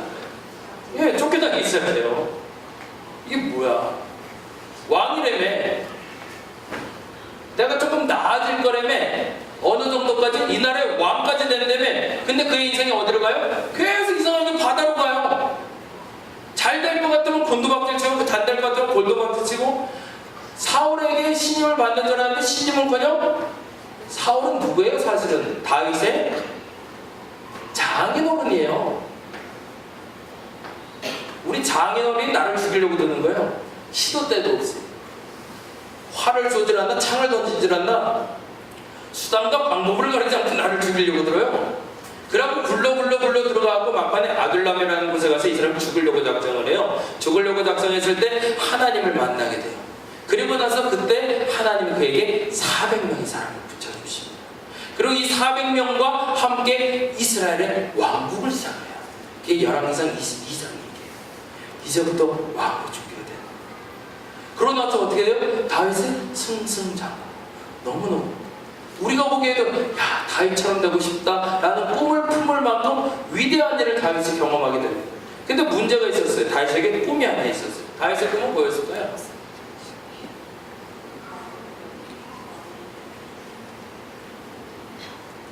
아브라함의 뒤를 이은 모세의 꿈은 다윗의 마지막 꿈이 있었습니다. 성전을 짓는 꿈이었어요. 그 꿈이 이루어졌을까요? 안 이루어졌을까요? 안 됐어요. 왜 안 했을까요? 하나님이 하지 말라 했거든요. 모세 보고 가지 말라니까 안 가고요. 다윗 보고 하지 말라니까 안 해요. 근데 여기 전제 조건이 있어요. 이 사람들이 들어갈 수 있었을까요? 없었을까요? 하나님 없이 갈 수 있었어요. 할 수 없는 걸 하지 말라는 게 아니에요. 할 수 있는 걸 하지 말라는 거예요. 할 수 없는 걸 하지 말라고 하는 거는 순종하기 좋아요. 근데 문제는 내가 손가락 까딱 하나만 해도 할 수 있는 일을 하나님이 하지 말라는 거예요. 불쾌할 정도로 싫은 일이에요. 그런데 그 일을 기쁨으로 감당하며 모세는 누구에게?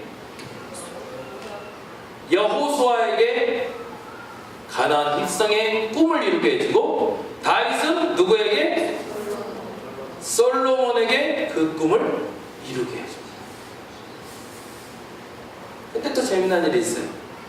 요 사람들이 복종하는 사람들의 모습이에요.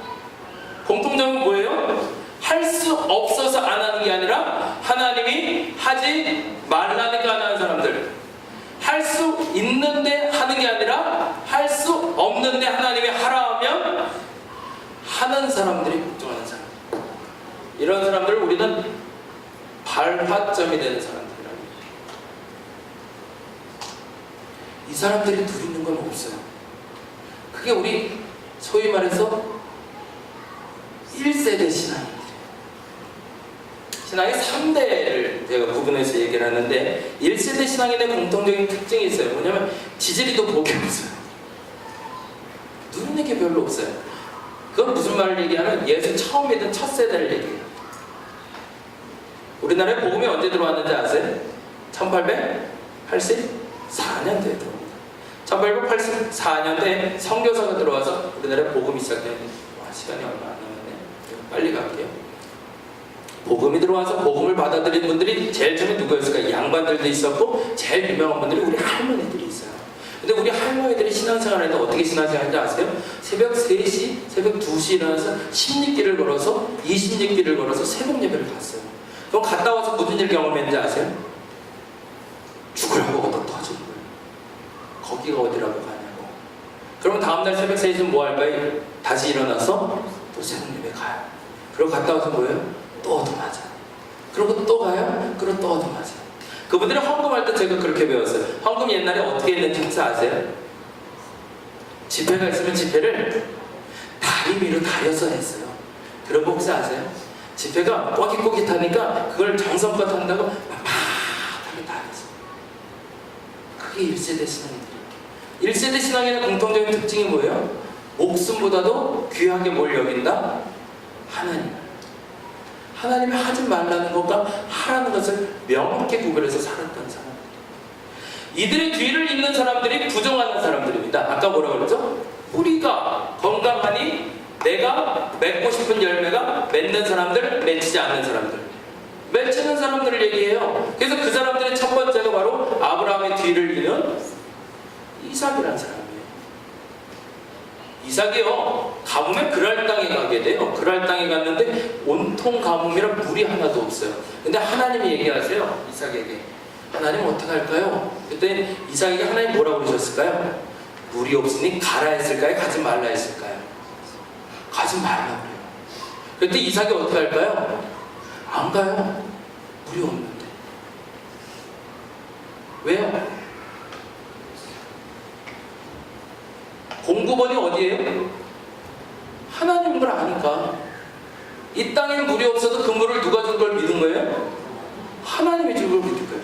그러면서 안 가도 버텨요. 그러다가 어느 날 갑자기 가뭄이라 이거 어떻게 해볼까? 그래서 우물을 하나 툭 봤어요. 그때 거기서 뭐가 나와요? 물이 나오기 시작해요. 두 번째를 봤는데 또 물이 나와요. 그때 사람들이 가뭄대라 그 물을 뺏어요. 그러면 또 우물을 봤는데 또 물이 나와요. 물을 팔 때마다 물이 나와서 7개의 우물을 팠어요. 7개의 우물을 파니까 그 지역에 무슨 일이 벌어졌어요? 가뭄이 해결되는 거예요. 그러고 나서 그 성경에는 그렇게 돼 있어요. 100배의 농작물을 얻었다고 되어 있어요. 부정하는 사람들은요, 넘치는 복을 받아요. 여호수아가 전쟁을요 31번을 치러요. 어디에서? 가나안이라는 곳에서. 그런데 딱 한 번잖아. 딱 한 번. 그리고 30번을 한 번도 적은 적 없이 온 전승을 하게 돼요.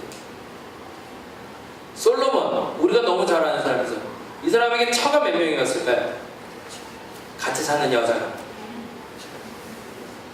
몇 명 정도 됐을 것 같아요? 30명 정도. 그렇지, 30명 정도도 많은 거다, 그렇죠? 네. 몇 명 정도 됐을까?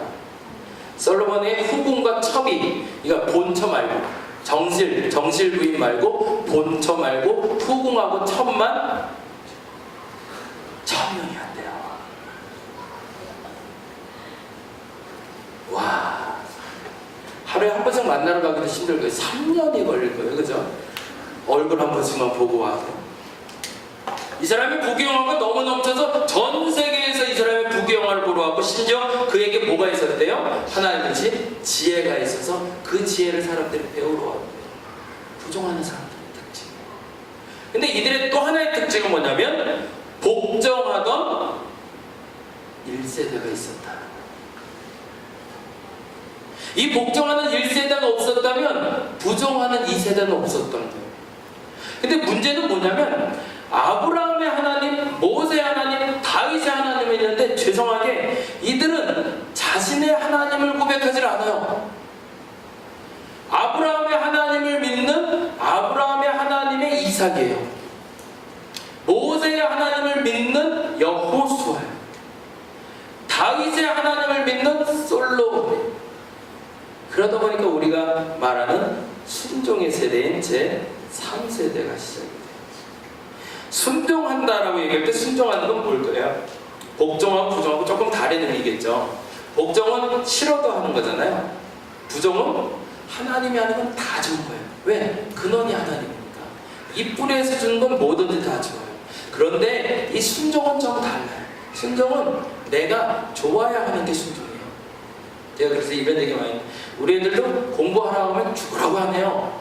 네, 절대 안 해요. 근데 갑자기 책상에 앉을 때가 있어요. 왜 앉을까요? 애들이 숙제가 생겼어요. 그렇죠? 내가 해야 할 공부가 생긴 거예요. 내가 지금 그거 안 하면 큰일 날 일이 생기면 그때부터 공부 시작해요. 노래를 하라고 하면 계속 노래를 하다가 오늘 갑자기 막 애가 노래하기 시작해요. 왜 노래하기 시작할까요? 그게 내게 좋아요. 그걸 우리는 순종이라고 그래요. 순종은요, 내가 하기 싫으면 안 하는 거예요. 근데 하고 싶어서 하는데 그게 하나님 마음에 맞는 건 순종이에요. 그런 사람이 있었어요. 누굴까요? 아브라함과 이삭의 밑에 연결되는 사람이 있어요. 누굴까요? 야곱이라는 사람. 야곱은요, 자기가 원하는 대로 사는 사람이에요. 하나님 원하는 대로 하는 사람. 그래서 이 사람이 얻는 복은 어떤 복이냐면 그 중에 하나님 뜻에 맞을 때만 복 받아요. 잘 보세요. 여러분은 어느 세대인가 보시라는 거예요. 이 밑에 연결되는 세대가 있어요. 어떤 세대일까요? 혹시 성경을 좀 아는 분들은 요쯤에서 이제 아셔야죠. 어떤 세대일까요? 사사시대. 사사시대에 공통점이 있어요. 죄를 지어요. 그러면 하나님이 이놈 하세요. 그리고 벌을 주세요. 벌을 주시면 얘들이 이크 그러면서 회개해요. 회개하면 하나님이 사사를 보내세요. 사사를 보내셔서 구원해 주시면 아멘 하고 똑바로 살아야 되는데 어떻게 되죠? 사실 죄 지러 가요. 할렐루야. 누구랑 많이 닮아 있죠? 예, 나랑 많이 닮아 있는 모습이 여기 들어 있어요. 사실은 이렇게 사는 거예요. 죄 짓다가 이크 회개하고 그 다음에 구원받아 그리고 다시 죄를 짓고. 이게 반복되는 세대가 사사시대예요. 요 시대가 바로 야곱 시대예요. 요 시대가 또 열려요. 솔로몬 다음에 무슨 시대일까요? 이 열왕시대에 사사와 같은 역할을 하던 사람들이 있어요. 누굴까요? 우리가 아까 말했던 하나님을 사랑하는 자, 곧 그의 뜻대로 부르심을 받은 자, 곧 나비라 불리우는 선지자. 요 선지자들이 와서 뭘 하냐면 죄를 지으면 이놈, 이크 그러면 요때 나타나서 구원해주는 역할을 하는 게 선지자입니다. 그러면 이들의 삶은 온전하게 앞으로 전진해 갈까요? 이런 상태일까요? 이게 1번, 2번. 생활이 나아지는 게 없는 사람들. 복 받는 것 같은데, 잘 되는 것 같은데, 뒤돌아보면 달라진 게 하나도 없어요. 예수 잘 믿었거든요. 그래서 가끔 은혜도 받았어요. 기도할 때 방언도 받았고요. 기도할 때 은사도 받아서 뭐 꿈도 해먹었고 뭐 병도 났었어요. 근데 이렇게 뒤돌아서 한번 딱 보니까 제자리예요. 진짜 열심히 기도했거든요. 중고등학교 때. 그래서 눈물 펑펑 흘리고 막 목이 터져라 기도도 했는데 이렇게 한 바퀴 돌아서 딱 보니까 내 신앙은 어디예요? 중학교 1학년 때로 아직 머물고 있어요. 누구예요? 그래서 야곱이 마지막에 110세가 됐을 때 바로 왕 앞에 가서 고백한 얘기가 있어요. 뭐라고 고백한지 아세요? 내 한평생이 나그네 인생이라고 얘기해요. 떠돌다 왔대요. 떠돌다. 여러분 어떻게 신앙생활 하세요 지금? 근데 이 세대가요, 요걸로 끝나게 아니라 요 다음으로 가는데 어디로 가냐면요, 전 세계 역사로 흘러가요. 왜요? 신약이 시작이 됐거든요. 신약에 이 1세대를 여신 분이 있습니다. 누굴까요? 여러분이 제일 많이 들은 분이에요. 예수 그리스도. 이분처럼 철저히 복잡한 분이 없었어요. 이분 때문에 복의 근원이 시작이 돼요. 그래서 이분만 믿으면 무슨 일일까요? 죽음까지도 넘어서는 복이 시작됐어요. 근데 그 복이 시작돼서 나를 지배하기 시작했는데 그 지배가 어디까지 가기 시작하냐면 지울래? 여기만 아이야 이걸 어딜 지울까 그치? 야 어딜 지우면 딱 좋을까? 2세대까지 알겠습니다. 2세대까지 지워버리는 요거까지만 지우세요. 요거만 지우세요. 요거만 지우세요.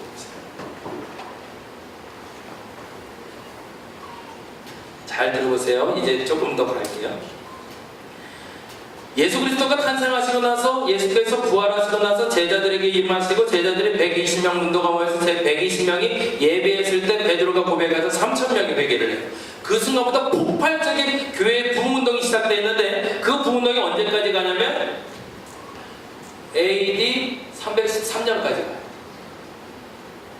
이 기간 동안 일어난 일은 어마어마한 그리스도의 복이 임하는 때였습니다.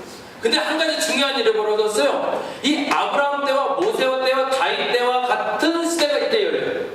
죽음을 각오해야 될 시대였어요. 끊임없는 순교의 열매가 맺히기 시작해요. 그래서 이 시대를 살던 사람들은 다 죽어요. 그냥 행복하게 살다가 늙어서 죽었다가 아니라 다 목배임을 당하고 톱에 켜임을 당하고 그 어떤 것 때문에 예수를 믿었다는 것 때문에. 근데 그들이 기쁘게 죽었을까요? 슬프게 죽었을까요? 기쁘게 죽어가기 시작해요. 왜요? 그들은 뭐하는 사람들이니까? 복종하는 사람들이니까. 그래서 313년에 로마에서 기독교를 국교로 공인하기 시작하자 그때부터 어떤 시대가 열리기 시작했을까요? 부종의 시대가 열리기 시작해요. 그래서 313년부터 정확히는 11세기까지 어마어마한 부귀 영화를 교회가 누리기 시작해요. 어느 정도인지 아세요? 왕이 되고 싶으면 왕이 교황한테 와서 무릎을 꿇지 않으면 왕이 될 수가 없어요. 교회가 정치 권력 절대 그 이상까지 올라가 있는 상태예요. 그때 당시에 모든 문화의 중심이 어디였을까요? 교회였어요. 그래서 그때 그림들, 노래, 이 모든 것들은 다 교회 음악이 시작이고 교회 음악이 마무리고 교회 그림이 시작이고 교회 그림이 마무리였어요. 온 세계가 교회가 지배할 수 있는 때가 왔었어요. 어떤 시대요? 부정시대. 그러면 이들이 행복하게 잘 살았을까요? 그들이 행복하게 잘 살았겠지만 그들 위해 나의 하나님이 없었던 이 부정의 세대가 끝나는 11세기 이후에 스톤 운동이라는 게 일어나기 시작합니다. 스톤은 뭐냐면 이들이 가진 이 부귀 영화 때문에 솔로몬이 타락한 것처럼 여호수아 이후에 타락한 것처럼 이삭 이후에 야곱이 나온 것처럼 시대가 타락하기 시작했다는 거예요. 이 타락한 시대를 새롭게 하기 위한 사람들을 키워낼 단체가 필요했는데 그게 바로 수도원이었어요. 그리고 11세기부터 그 운동을 끙끙 앓면서 시작하던 사람 중에 드디어 순종하는 시대를 살던 11세기부터 16세기까지 이 고민에 열매가 맺혀서 복종의 시대에 한 사람을 태어나게 했는데 그 사람의 이름이 여러분이 잘 알고 있는 마틴 루터예요. 이 16세기에 마틴 루터라는 사람이 이 고민하는 시대, 우리가 지금 옳은 하나님을 믿고 있나? 우리가 성경을 바로 믿고 있는 건가? 성경대로 살고 있는 건가? 이렇게 누렸던 게 진짜 복이었나? 이 고민에서 고민하던 이 사람들이 드디어 깨닫고 자성하기 시작하고 하나님을 오직 예수만, 오직 은혜만, 오직 말씀만을 주장해야겠다고 말하고 시작한 게 바로 종교개혁이었어요. 그래서 16세기에 드디어 종교개혁을 이루어서 폭발적인 교회의 또 다른 성장이 시작이 돼요. 그래서 16세기부터 18세기까지 다시 복종의 시대가 나타나요. 그때 어떤 일이 벌어졌을까요? 마틴 루터만 미안하지만 유일하고 나머지 다 순교당했어요. 그리고 그 순교의 피가 부러졌을 때 드디어 부종의 시대가 시작이 됩니다. 우리나라 언제 복음이 들어왔다고요? 1884년. 언제요? 그 부종의 그 복이 넘쳤을 때. 아까 말했죠. 선생님들이 은혜가 넘쳐야 학생들이 은혜 받는다. 이 복이 넘치니까 어디로 흘러들어가냐면 미국으로 흘러들어갔다가 미국에서 우리나라까지 복음이 들어왔어요.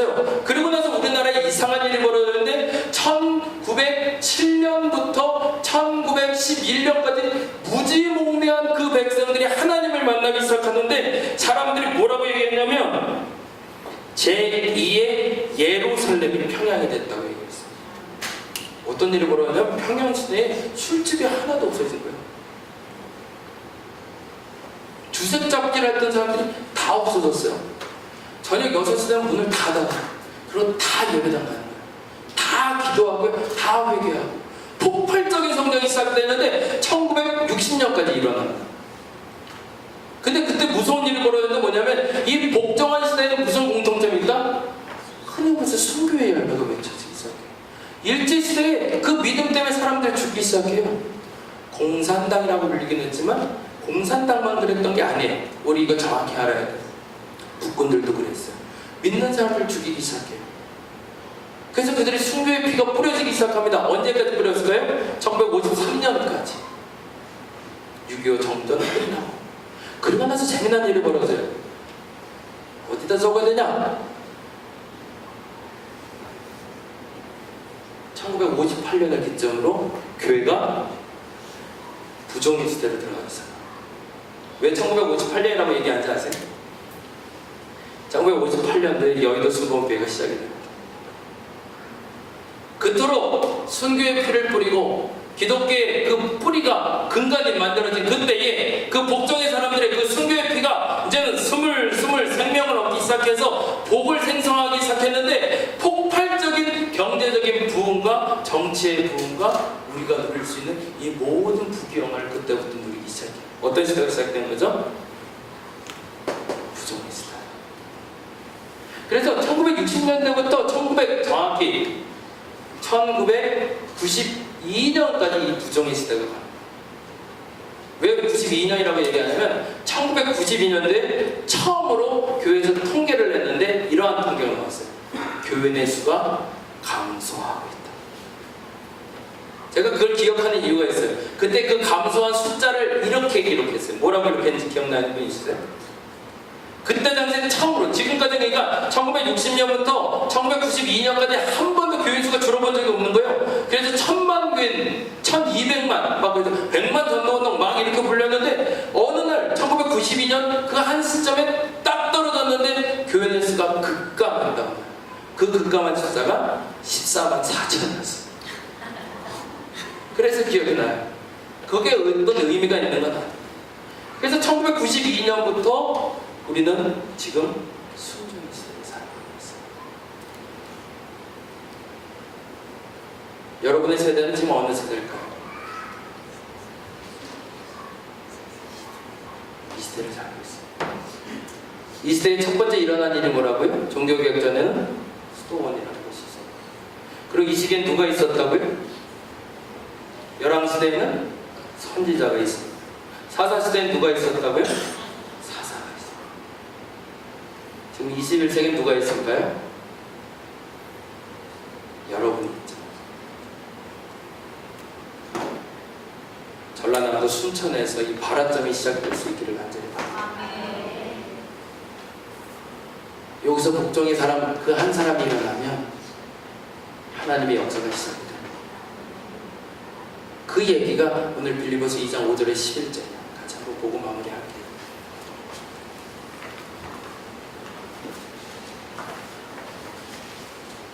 제가 그래도 나름대로 시간은 잘 맞춰요. 딱 맞춰서 끝내드릴게요. 안 가셨네? 감사합니다. 이제 가실 거죠? 할렐루야! 천천히 오세요. 2장 5절에서 11절.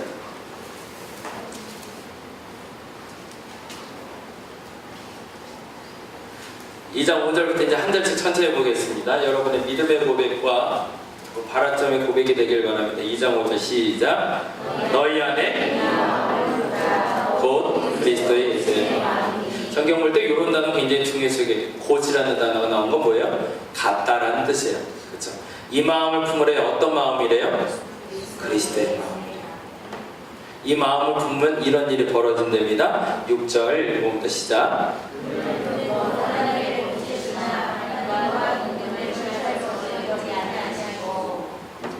7절 시작. 오히려 자기를 비려 종의 형체를 가지사 사람들과 같이 되시고, 그 다음 절이 중요해요. 읽어봅니다. 시작. 모양으로 나타나사 자기 자기를 낮추시고 죽기까지 뭐 했대요? 죽기까지 복종하셨다. 여기서 자기를 낮추시다라는 말을 겸비하다, 겸손하다라는 단어를 쓰는데, 이 겸손의 다른 뜻은 노예가 되다, 굴복하다라는 뜻입니다. 누구의 노예가 되는 거예요? 하나님의 노예가 되는 거예요. 노예는 생각이 있을까요? 없을까요? 생각이 있으면 안 돼요. 내가 마음대로 행동하면 될까요? 안 될까요? 안 돼요. 내가 먹고 싶은 건 먹어도 될까요? 안 돼요. 내 마음대로 할 수 있는 게 아무것도 없어요. 근데 내가 할 수 있을 때가 있어요. 언제 할 수 있을까요? 주인이 시키면 그때는 할 수 있어요. 예수께서 어디까지 복종하셨어요? 어제 말씀드린 것처럼 십자가에 달려 돌아가실 때까지. 한 번도 자기의 생각을 주장해 보시거나 그것을 하나님께 요청하지 않았습니다. 그리고 마지막에 복종하셨으니 그 다음에 어떻게 된다고요? 9절 시작. 이러므로, 거기다 이제 여러분이 기억을 해놨어요. 우리가 마음을 품어야 될 게 뭐라고요? 예수의 마음인데 그 마음은 어떤 마음이라요? 그러면 자기를 낮추고 죽기까지 복종하는 마음. 그 마음을 저와 여러분이 품으면, 그러면 하나님이 이렇게 하신대요. 읽어봅니다. 시작. 하나님이 그를 지극히 높여 모든 이름 위에 뛰어난 10절. 하늘에 있는 자들과 땅에 있는 자들과 땅 아래에 있는 자들로 모든 무릎을 예수의 이름에 꿇게 하시고, 그 다음에 뭐라고 되어 있죠? 11절. 모든 입으로 예수 그리스도를 주라 시인하여 하나님 아버지께 영광을 돌리게 하십니다. 아멘. 여기에 여러분의 이름을 넣고 읽으면 그것이 오늘의 마지막 설교예요. 그라는 단어와 예수라는 이름 앞에 여러분의 이름을 넣어주시고, 이렇게 보라는 거예요. 제가 양홍석입니다.